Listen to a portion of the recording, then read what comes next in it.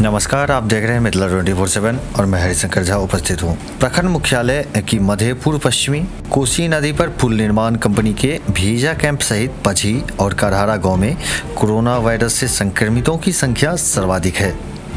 गुरुवार को पीएससी मधेपुर तथा करहारा गांव में रैपिड एंटीजन किट से 109 लोगों का कोविड टेस्ट किया गया, जिसमें 13 लोग कोरोना पॉजिटिव पाए गए। पीएससी के लैब टेक्नीशियन बलराम कुमार यादव तथा श्रवण कुमार ने बताया कि गुरुवार को पीएससी पर 52 लोगों का कोविड टेस्ट किया गया, जिनमें 7 लोग कोरोना पॉजिटिव पाए गए हैं।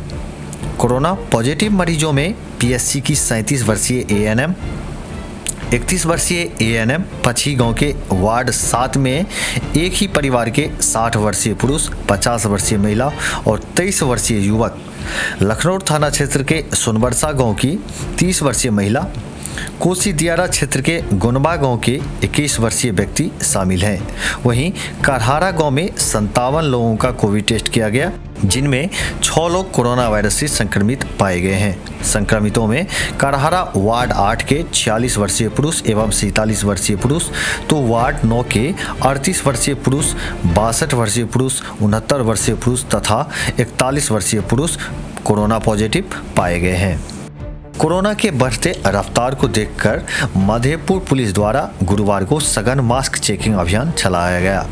थाने के सामने मुख्य सड़क पर चले इस अभियान से कुछ ही देर में लोगों में हड़कंप सा मच गया। जैसे ही लोगों को पता चला कि थाना के सामने मास्क चेकिंग अभियान चल रहा है, सभी अपनी सवारी पतली गलियों से निकालने लगे।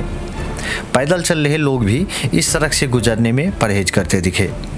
पीएसआई महादेव साहू ने बताया कि लोगों को मास्क लगाने हेतु प्रेरित करने के लिए यह अभियान चलाया जा रहा है।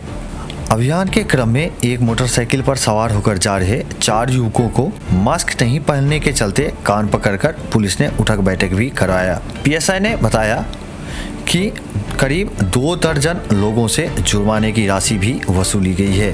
क्षेत्र भर के और भी ताज़ा अपडेट देखने के लिए मिथिला 24/7 चैनल को सब्सक्राइब करना न भूलें। धन्यवाद।